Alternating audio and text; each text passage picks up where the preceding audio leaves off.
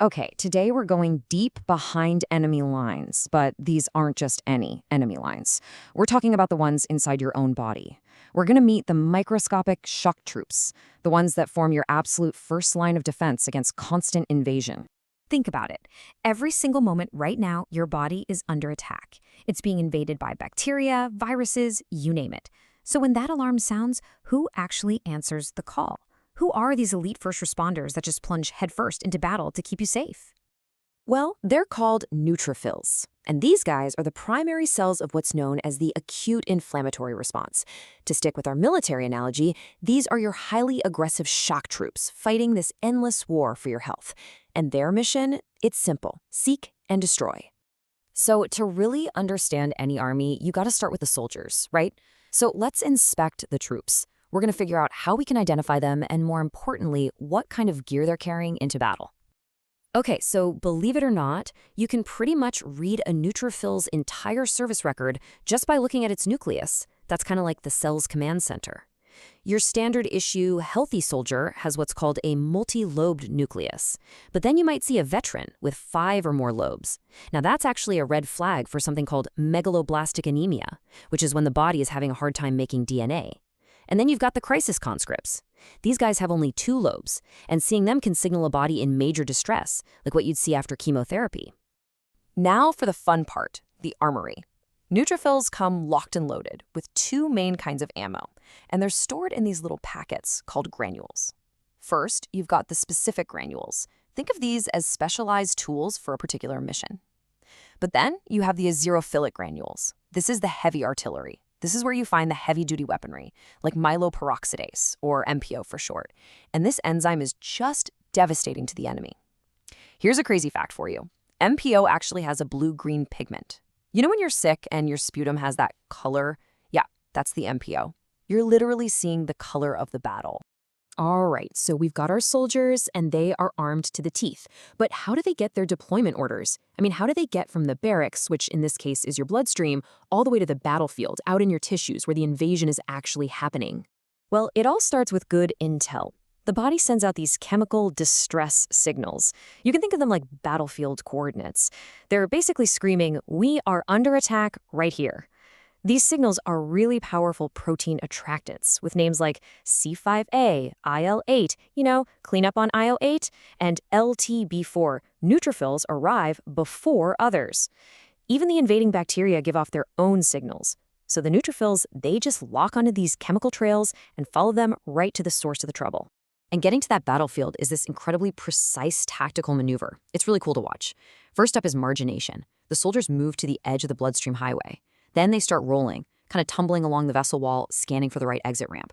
When they find their spot, they execute tight binding and just lock on. And finally, in this really amazing feat called diapedesis, they literally squeeze themselves through the blood vessel wall and into the tissue. Just like that, they're in the combat zone. Okay, our troops are on the ground. They've located the enemy. Now, the real fight begins. This is where the neutrophil unleashes its full, awesome, destructive power on those invaders. And its ultimate weapon is something called the respiratory burst.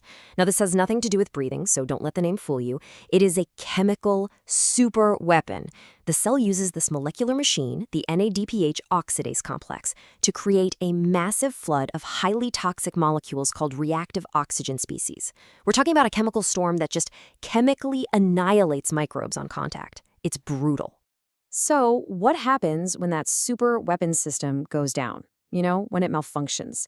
Well, a defect in that critical NADPH oxidase complex leads to a really serious condition called chronic granulomatous disease, or CGD. The soldiers are there, they're on the battlefield, but their number one weapon, it just won't fire.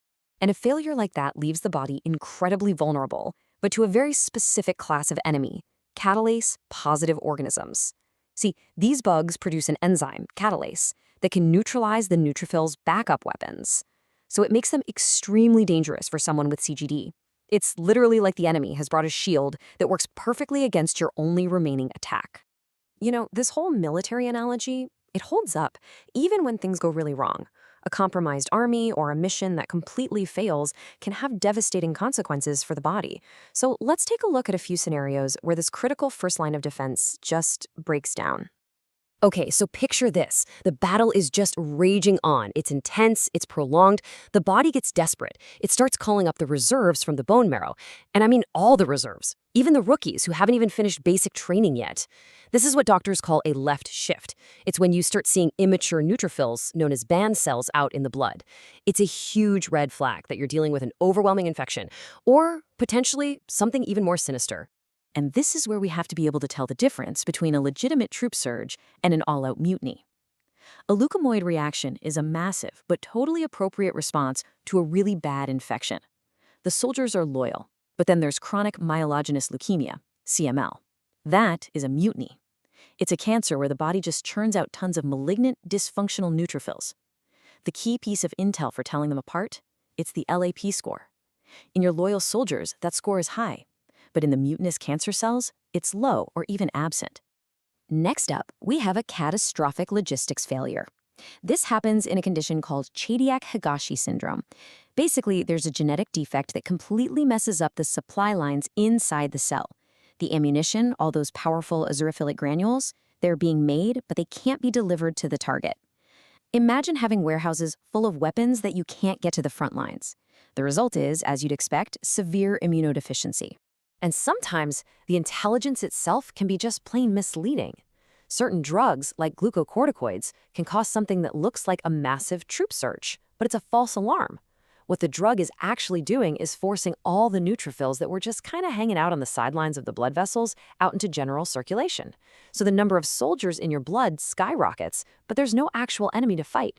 So when you boil it all down, it comes back to this one simple, powerful fact. Neutrophils are the primary soldiers of the acute inflammatory response. They are what we call highly phagocytic, which is just the scientific term for their core mission, to find the enemy, engulf it, and utterly destroy it. And this microscopic army, it fights for you 24/7, mostly without you ever even knowing it's happening. I mean, they're the reason a tiny paper cut doesn't become a fatal infection. Which really leaves us with one final, sobering question to think about.